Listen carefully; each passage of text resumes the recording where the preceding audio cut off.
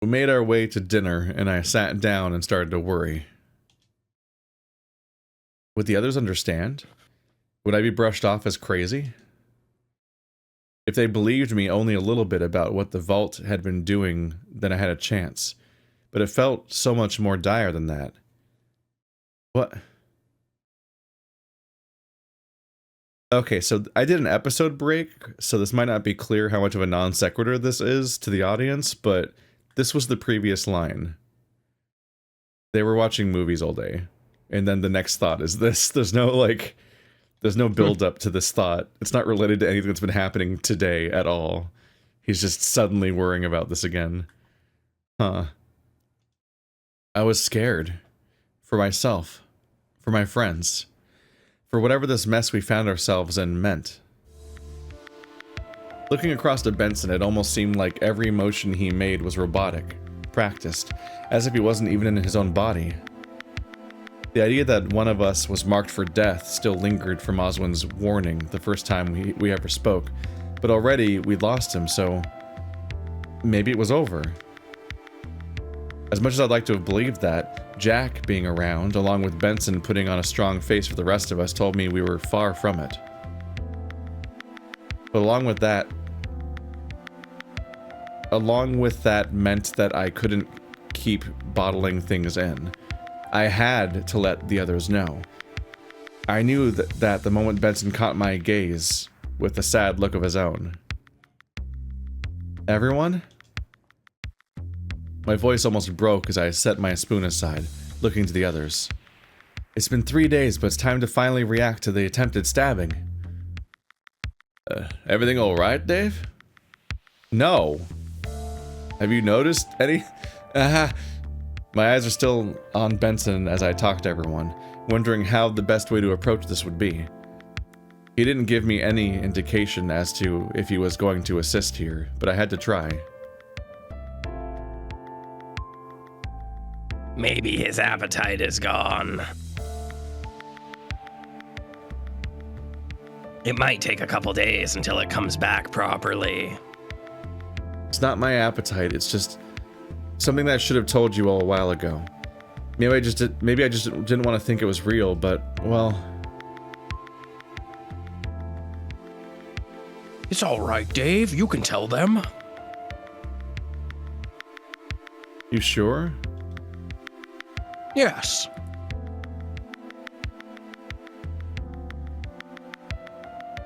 Although, for clarity's sake, I should say that this doesn't involve your assailant.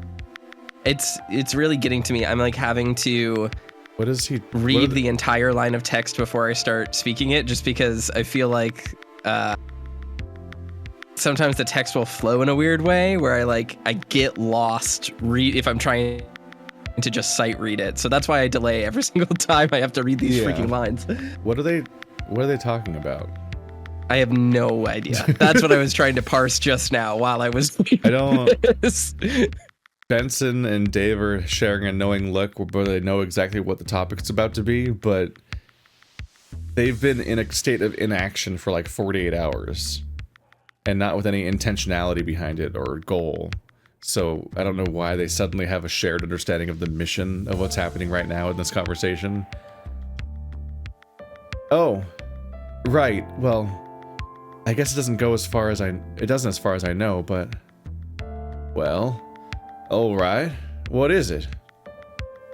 A week ago, I think, Oswin contacted me after I used the vault to tell me a warning, I guess. Warning for what?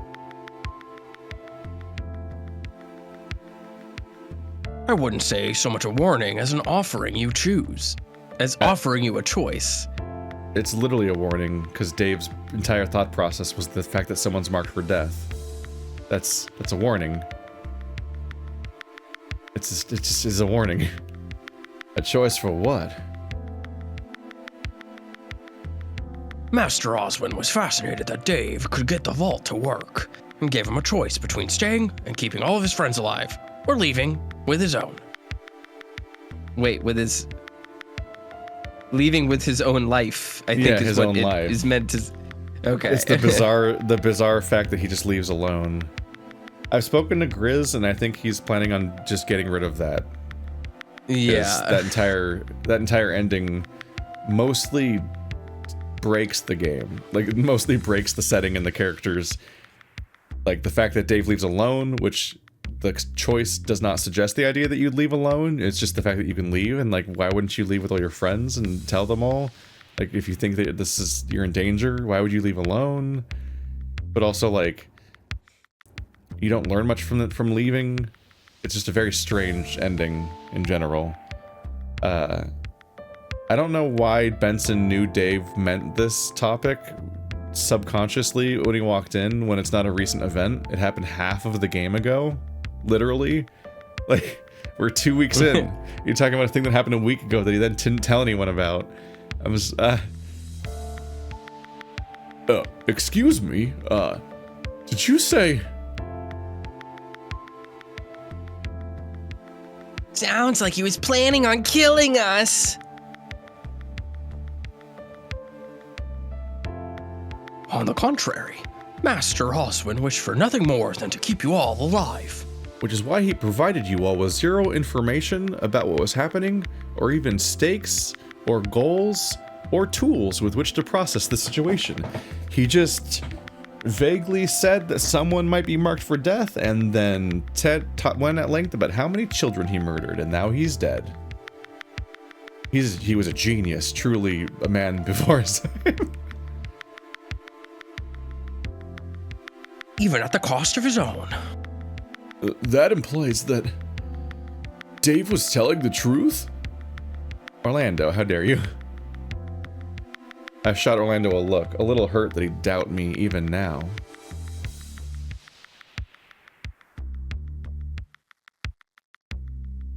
I can confirm he's telling the truth.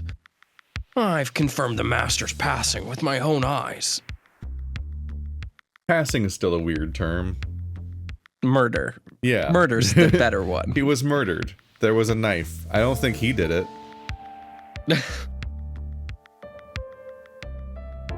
So he really is dead, huh? I like how Roswell's like, sure, we'll believe the mysterious butler, but Dave telling us it, nope. No, we can't believe that at all. Yeah, everyone doubting Dave the way they did relatively nakedly reads as an attempt to, like, buy time until the next plot point can happen.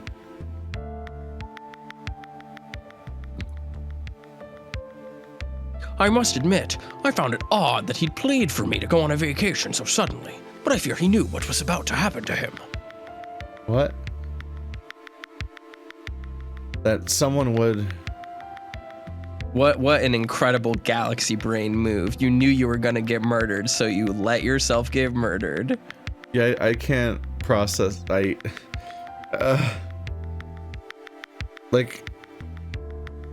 We didn't use the vault, so he's just dead. And, like... Why... If Oz is such a genius that he knew he was gonna get murdered, then why didn't he tell Dave anything? Like, useful. Like, think about all the mentor characters in fiction that sense their own death coming and then impart some important wisdom or clue to the protagonist. And think about how much Oz didn't do that. Like, Dave has no idea what he's doing. He doesn't even have a structure with which to make choices. He doesn't even know that characters exist. Like, he doesn't... There was no warning of a coming foe or an end game, a goal to work towards, just nothing. Like, I cannot stress that there's just, like, this entire experience is completely structureless to Dave. He has nothing to go on, which is why he just is so aimlessly nothinging. He just nothing's happening. That someone would kill him. Yes. Do we know who or how? That rabbit, right? Who else could it be? He does seem to like knives, but his dialogue indicated that he hadn't been in here yet, which only we know. Well, if it wasn't him, then... It's too soon to say.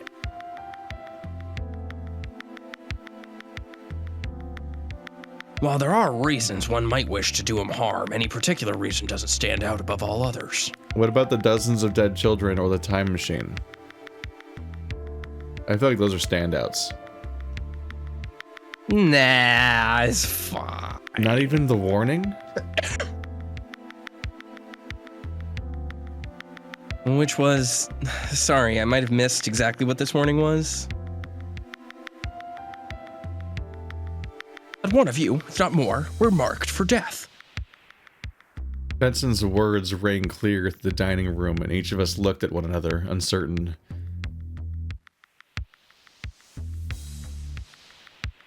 Then, the vault. That's been the thing stopping it from happening? Master Oswin seemed to believe so.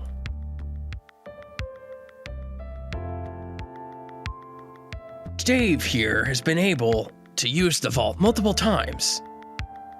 Oh, considering Dave here was able to use the vault multiple times, he believed that there was a lifeline of sorts. Well, that's good, right? Good. How exactly? He said were, as in past tense, right? Plus, if the vault still works, we've still got our lifeline, so it's not all that bad. People went this fast from disbelieving the fact that Dave saw a body to wholeheartedly believing in a time machine. Like, I'm getting whiplash from these characters right now. Like, yeah. I've been waiting all game for everyone to finally have the conversation that happens at the beginning of every death game where everyone knows what the fuck the story is. Like the 0-3 conversation. But now that it's happening, it's happening so strangely because now we have pre-established ideas that everyone doubts everything said about anything, but they're all instantly just accepting the story now with no evidence for stuff, really, despite specifically being characterized as all being skeptical of these ideas. But also it's like, why now? Why is this the exact meal where this conversation just suddenly happens? And it almost feels like everyone knew it was going to happen now. Like everyone's just like it's an important meeting we were building up to. But it literally, we heard about this conversation and even what it was going to be about the moment it started. It just started. It just went. And you're like, oh, okay, we're having the talk now, apparently. Yeah. Then perhaps I misspoke. I have no reason to believe that the danger is past, given the events of the day before yesterday. That easy, we just use the vault, right? We can't! Dave can, however. That's a weirdly certain statement from not a source of authority. I know what I'm talking about. I once read a Wikipedia article or something. I don't know. It's just like, if you just change the name to Benson, then this line passes unquestioned. Like, okay, because he just knows about the vault. But Roswell has nothing to go on, and specifically hasn't been believing Dave, and I just... So what, we're meant to just park him in front of that thing until he comes up with a plan? Like, hell, that's gonna work.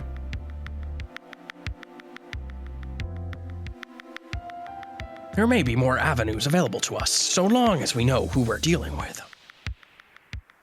Well, I sure didn't know who he was.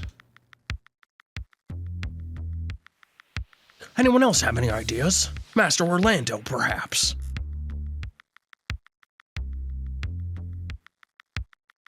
Why would Orlando have anything to do with this?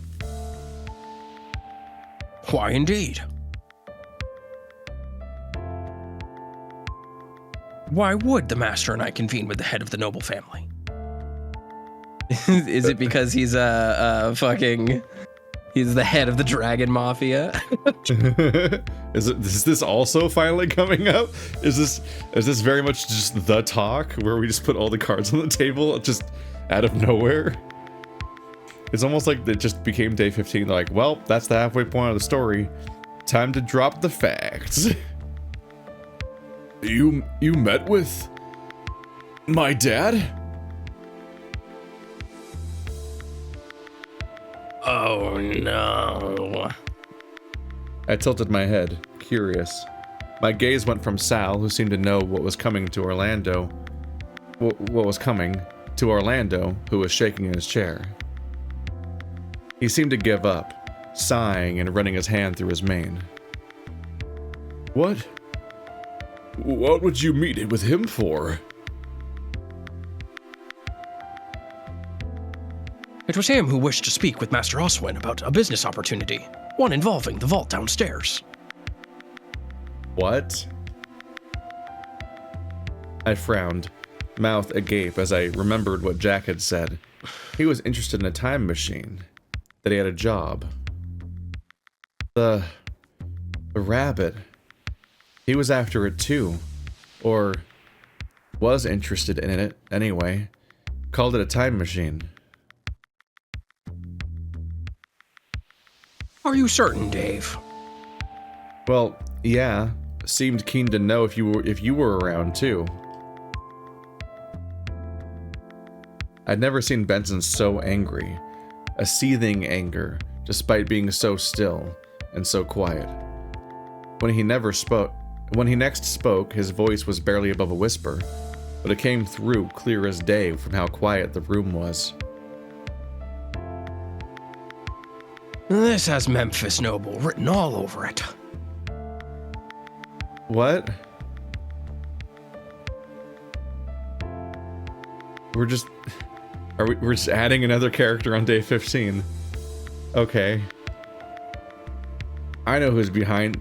This is literally an episode of Sherlock where yes. my homeless network has detected that this is the trademark killing style of the most famous serial killer of all time in this fictional setting, Rufus McIntyre or whatever. That's how he always kills people. And then we're like, who the fuck are you talking about? What the fuck are you talking about? How bad is it? Roswell, boy. Combine equal parts stupidity, greed, and a penchant for firearm tomfoolery, and I needn't explain further what a danger this man is. Let's just talk shit about Orlando's dad. Hey, that's my dad you're talking about. Yes, I suppose I am. Apologies, Mr. Orlando. I'll be honest. I had already figured out that you were part of a crime family, Orlando. How? What? How do you infer something like that? I mean, I guess they all know each other on some level, so you could just introduce any reason why, but I'm just like, Orlando's entire personality is he loves cooking, he's like friendly with people, and he is afraid of swimming, I guess. And it's been 15 days, that's pretty much the sum of him, of all his parts. You never said anything? Doesn't bother me any.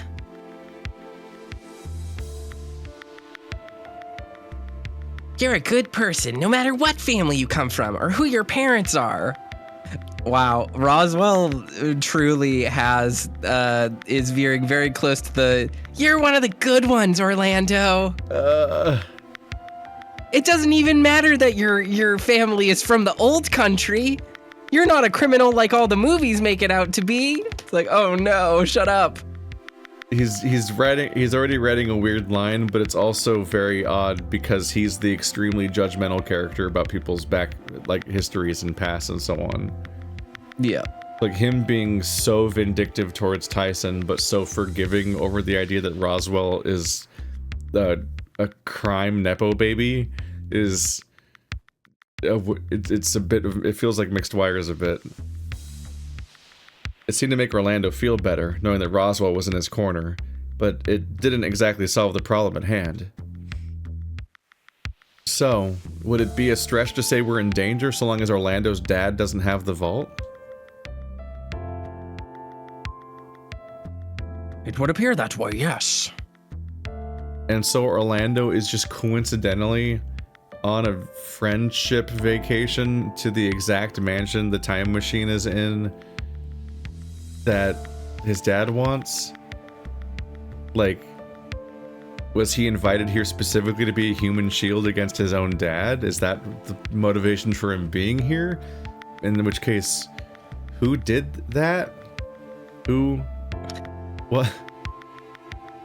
Like, it has to be intentional, right? Like, there has to be intentionality that is expressed at some point. It can't just be Roswell or Orlando, for completely nonsensical random reasons, happens to be having a vacation in the exact building that his dad's trying to raid for a time machine in the entire world.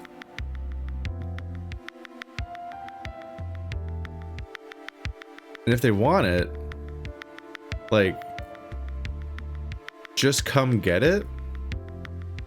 Yeah. You're a crime family. There's one Benson. He's the only resistance force, as far as I know, against... Well, as we know, Benson is unkillable unless you kill him with a gun, which is something that these criminals have. Somebody has killed Benson at some point, and it was presumably... They got away with it, too, very quickly and easily. Yeah, someone killed and got away with killing Benson ages ago, really early in the campaign, and no one caught them, and no one even, in any of the timelines, no one even got close to figuring out who could have done it, to the point where we still don't know. We are learning the villain's name now. That's how effectively they did a fucking silent takedown on Benson and got away with it, but then didn't do anything? And, like, what is their motivation there? What were they up to? Like, why are they, like, are they worried about hurting any of Orlando's friends? Did they care about that? Who was it? Was it Jack? But if it was, it probably wasn't Jack, because Jack still didn't seem to know stuff. So is there another person besides Jack that also works for Memphis here? I am losing my mind a little bit when I try to unpack this mystery. I scratched my chin thinking it over. But we can't just hand it over to him, right? No, it's too heavy. But if we're only in danger because we have it, then why not just hand it over? I agree. No point pissing off the guy with a gun if we're gonna get shot doing it.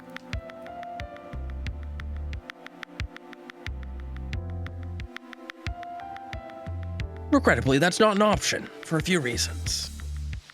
Fuck off. Can't be that hard.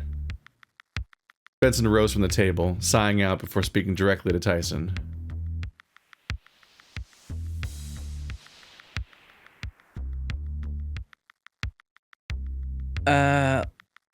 I read halfway through this text and then lost my place. In no particular order, merely handing the vault over has its issues. The most obvious should be that it's attached to the house. Because it's heavy. That would potentially seek to do harm to any of us is only asking for trouble. And inviting those that would potentially seek harm to any... I don't think you understand, Benson. If we're handing over the time machine, we're leaving. This isn't our house. Like, Benson, this isn't our house.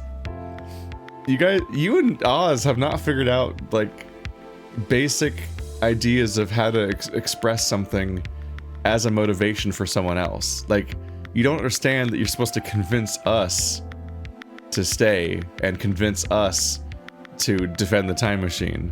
Like, we don't fucking know you.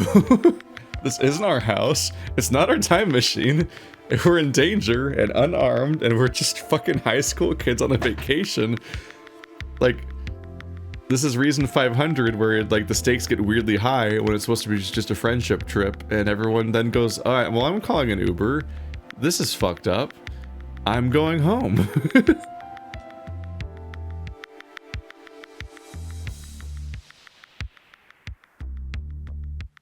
Additionally, if we were to vacate in favor of allowing free access, there's no telling what Oswin would privy was privy to would still occur. Cool. The vague threat based on nothing, that we have nothing to go on. If they've been skeptical to everything else, then how can they possibly believe that someone, like the stakes of, oh, you know, some guy you've never heard of and never met that died off camera definitely prophesized that someone might die or something. Anyway, the town's gonna be attacked by the mafia where you will die. After leaving the mansion, about leaving the mansion and one of us being marked unless we stay the month? That's really specific. That is super specific details in a way that I don't think were ever established. I don't think it was ever made that clear, you must stay here for 30 days or someone will die, was ever that clear of a mission statement. I think it was always way cagier than that, and that's only the suggested structure of the video game we're playing.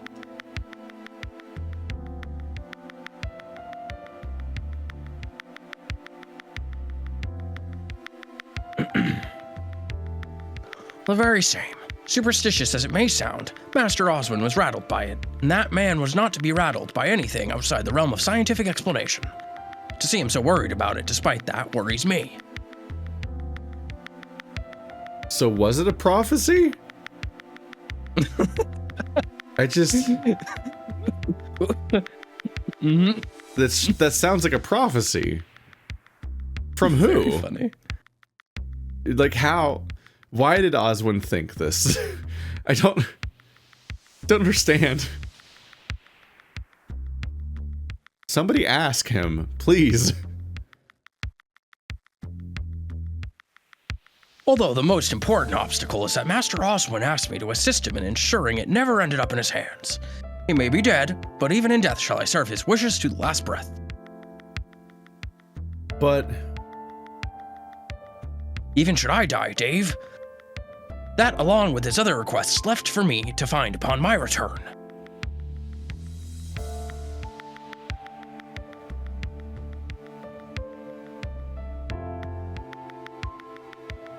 But that's enough of that, at least for now. Begging someone to ask basic questions.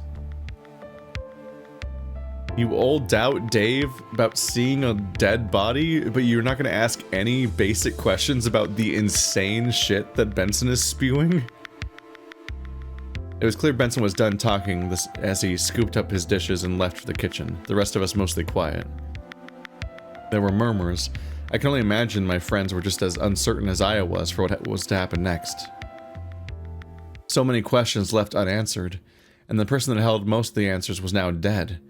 My only hope was that Benson knew a lot more than I assumed he did.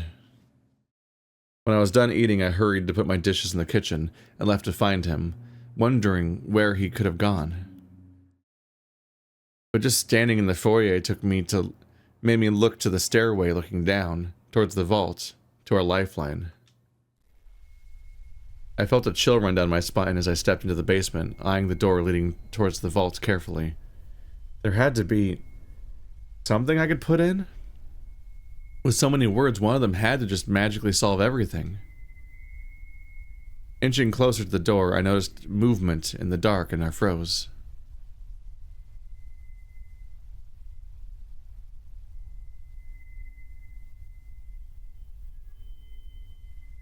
How's he ahead of him again?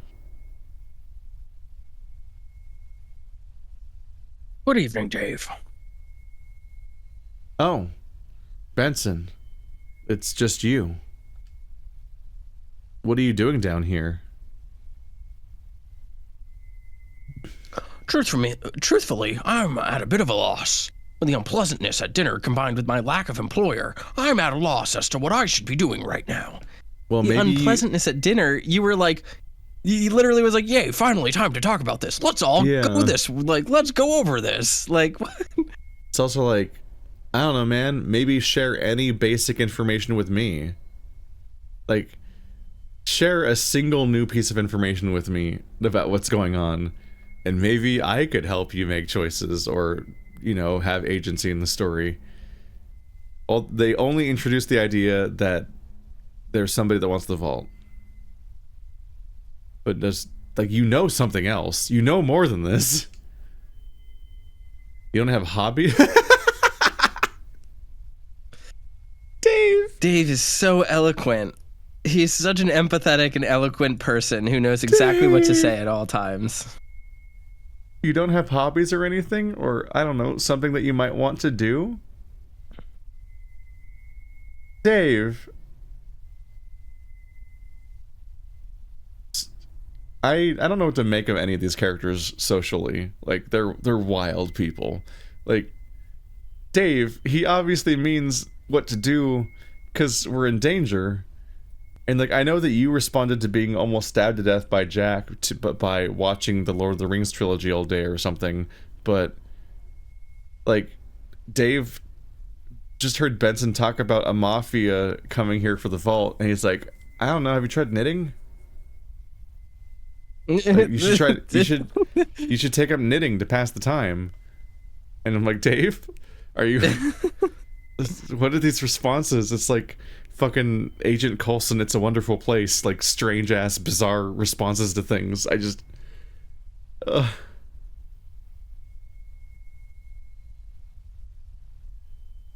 Funny you should mention that, my boy.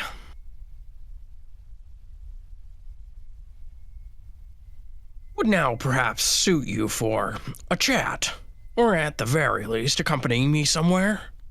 You know, alone.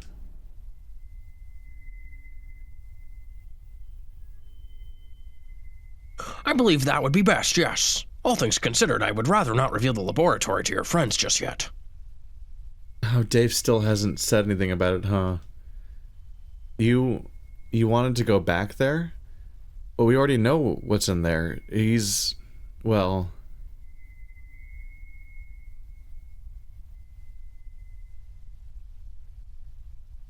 Did you check it for yourself when you went?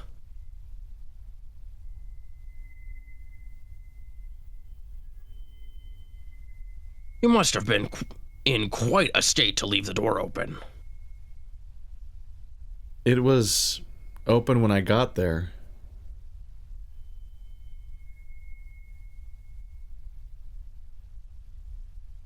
And yet you did not close it when you left. But no matter, I took care of that to preserve some sanity among your friends. I don't know if that decorum or whatever was established to begin with. Because he told us nothing. I reached over and did something to the wall. A doorway opening, leading into a dark passage. Oh, he reached over. That makes way more sense. He reached over and did something to the wall. A doorway opening, leading... A doorway opening, leading into a dark passage. Okay, so opening is a verb, not a noun. The lack of comma makes it very ambiguous. Wait. Where does this go?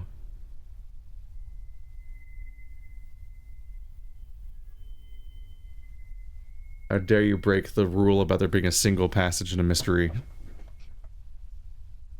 There are 3 means to get into the more secluded parts of the house. The first mean is to go into them. You know of the entrance to the conservatory. You can read in there. There's another just outside the kitchen, and then this one here. Didn't he tell us he wasn't allowed to tell us where the fucking secret passages was, like 3 days ago? He was like, it's a game, Dave. You must figure out where. And now he's like, I'll just tell you. You have to prove yourself. I guess maybe now that we've been there, he's over it or something. I'm still waiting for us to tell us useful information that's actionable. And following this will take us back to the lab.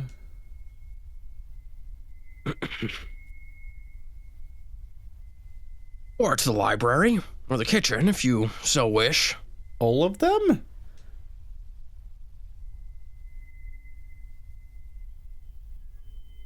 But for us both, I believe what answers we seek lie with a certain rat. Oh, are we following Watch them introduce up on a different rat that isn't Thanatos. They just introduced a new one. Just like when I asked Oz about the gun, and he brought up a different gun. Different gun, exactly. All your answers lie with a different rat. Ooh, hello! Yeah. Just completely different fucking Mickey Mouse shows up. He flashed me a quick smile before heading into the dark. Taking one last look around the basement, I followed behind him, closing the door once I was behind it. I could hear Benson's footsteps ahead of me as we walked through the hallway. I couldn't tell where we were compared to anything else in the house, just that the further we got, the stronger the smell. The putrid smell lingering on the air. Not nearly as strong as what it had once been in the lab itself, but it was there, unquestionably. Benson's footsteps stopped at some point on the walk, and I almost bumped into him. In the dark, I could hear him sigh out, and the distinct beeping of something entered into something right before the door opened up to the lab. You haven't moved him? Oh, it's gonna be stinky. He's like the man you will die for, and you haven't even, like, addressed his body in any way. The smell hit me again the moment the door opened, and the green light I noticed Benson flinch but stride on in. As for me, I struggled to not throw up from how bad it smelled. Yeah, thanks for that, Benson. Catching a look at Benson, he seemed as if he was unresponsive to what he was seeing. Almost like he wasn't there, much like at dinner. What? That's just like a train wreck of a run-on sentence of just like too many things mashed together, but like, did he seem checked out at dinner? Why are we hearing about this seemingly? I feel like this is the first time we're hearing about that.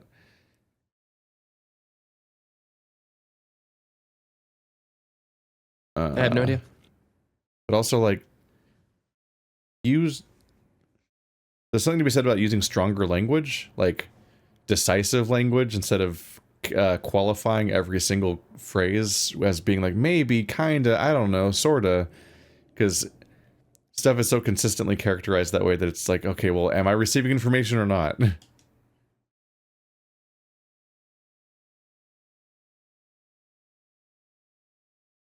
Don't worry, Dave. We won't be here long. It's long enough. But the smell and...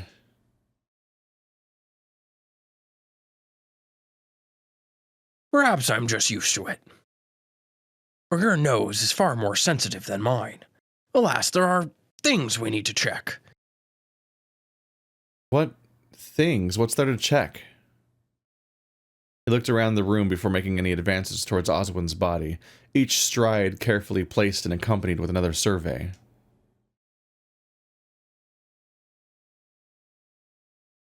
Thanatos, come out. I know you're here. Motherfucker, you know who he is? Like, you actually know him? Like, you've been just like, yeah, we'll just hide him for now. Like, this what? Is the rat hanging out. Been waiting for like the last 4 or 5 days for us to get through all these stuff, and then we'll put a pin in that. I'll see you later, Dave. Thanatos, the rat. Why is he talking like that? Text. I don't even remember what his voice was. So we're going to make up a new one. I don't. So you're both back, huh? Learned anything yet? Who could have done it? I was hoping that you might shed some insights on that. There was a chittering laughter that echoed through the lab.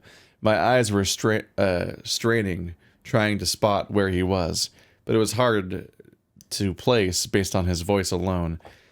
There's so many people that could have witnessed his death or prevented it or something, and all of them were gone.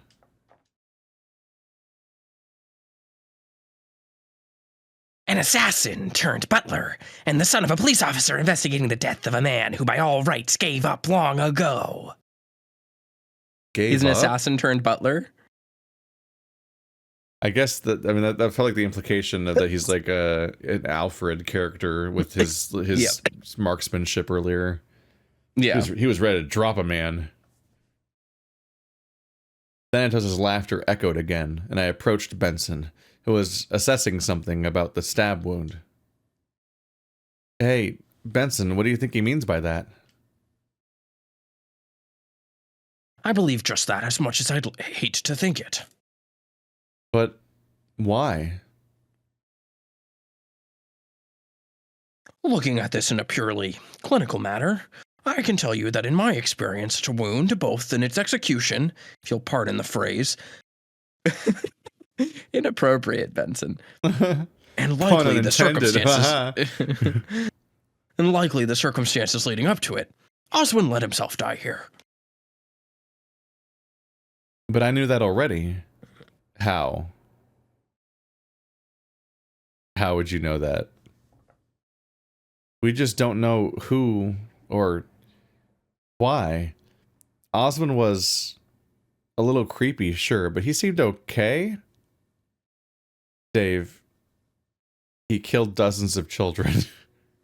And your takeaway is he seems all right. What a nice young fellow. He was a great man, Dave. Or at least tried to be. Yeah, he tried a little too hard over the graves of dozens of children.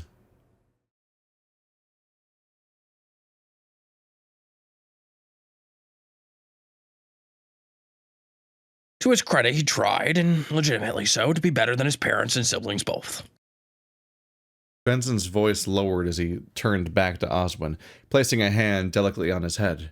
So delicately that it almost looked like he was scared that Oswin would crumple under his touch. He was a good son. To who? To me. He called me Daddy. Your son also calls me Daddy. You weren't his dad, were you?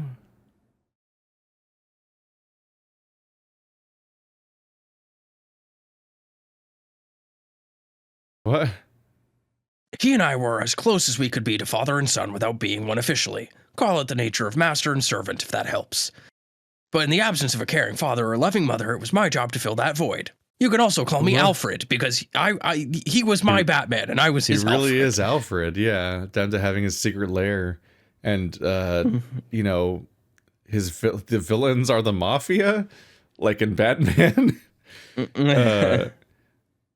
Benson does not read as being older than Oz, so this is a surprise to me. And willingly I did. Oz want num-nums. No, oh my god. These titties aren't gonna suck themselves.